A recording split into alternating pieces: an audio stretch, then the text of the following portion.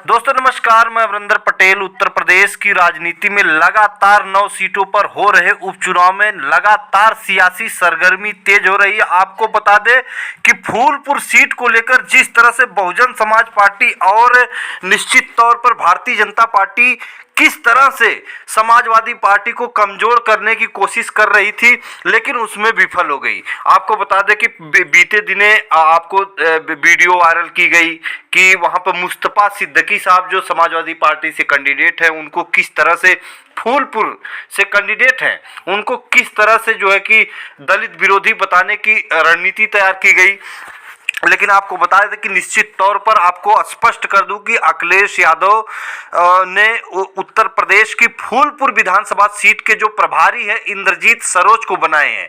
और इंद्रजीत सरोज वह खिलाड़ी हैं, आपको बता दें कि 2022 के विधानसभा चुनाव से लेकर और 2024 के लोकसभा चुनाव में कम से कम 15-20 जो कि नेताओं को नेता बनाए हैं, टिकट दिलवाए हैं अखिलेश जी से कहकर। मैं सारी जमीनी हकीकत आपको बता दूं तो कहीं ना कहीं इंद्रजीत सरोज की राजनीति को कमजोर करने के लिए बहुजन समाज पार्टी के नेताओं ने जो कि मुस्तफा सिद्दीकी साहब के ऊपर जो कि एफआईआर दर्ज करवाई।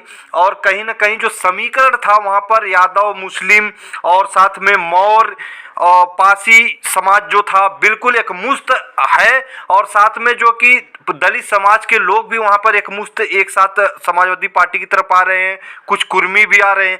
तो ये तमाम जो समीकरण है, जो तमाम समाज के समीकरण को देखते हुए अगर वहां पर जिस तरह से प्रभारी बनाया गया अखिलेश यादव ने, जो इंद्रजीत सरोज के बढ़ते कद को रोकने के लिए निश्चित तौर पर बहुजन समाज पार्टी के जो कि वहाँ पे नेता हैं, उन्होंने जो कि जाके एफआईआर दर्ज करवाई और आसानी से एफआईआर दर्ज हो गई।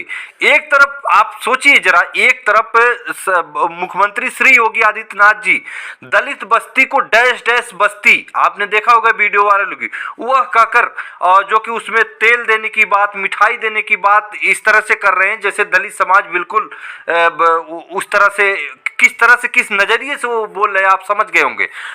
उनके ऊपर बहुजन समाज पार्टी के बड़े बड़े नेताओं या कोई केस दर्ज नहीं, कोई मुकदमा दर्ज नहीं, कोई उसके ऊपर प्रतिक्रिया नहीं, लेकिन मुस्तफा सिद्दीकी के ऊपर दौड़कर बीएसपी वालों ने करा दिया।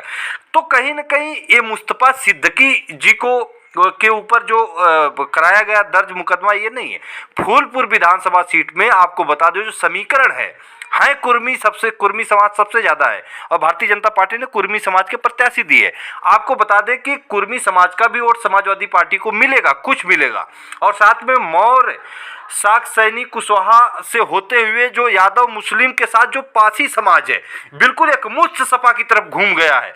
दलित समाज की अलग अलग बिरादरी जो समाज है वो पूरी तरह से समाजवादी पार्टी की तरफ आ रहा है, क्योंकि इंद्रजीत सरोज वहां के प्रभारी हैं, अखिलेश यादव की भी दखल है और साथ में मुस्तफा सिद्दीकी जी भी एक बहुत जमीनी नेता हैं, एक कार्यरत नेता है, हमेशा हर समाज में उनकी एक अच्छी पकड़ है।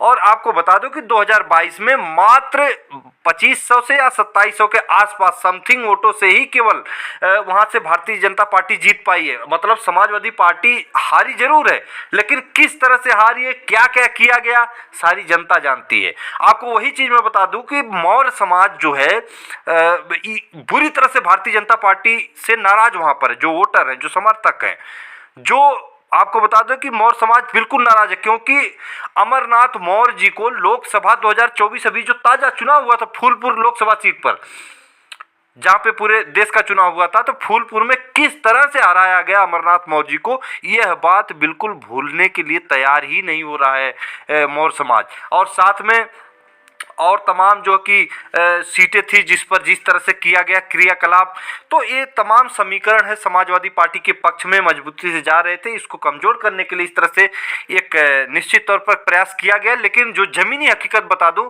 समाजवादी पार्टी भयंकर रूप से फूलपुर सीट पर भारी पड़ रही है। इंद्रजीत सरोज पूरी तरह से मैदानी जंग में उतर गए हैं, जमीन पर जा जाकर पूरी जमीनी हकीकत बता रहे हैं। तो ये सब जो समीकरण था, ये फूलपुर सीट की न्यूज़ थी, लेकर आया। फिर मिलेंगे अगली वीडियो में नई जानकारी के साथ, तब तक के लिए नमस्कार।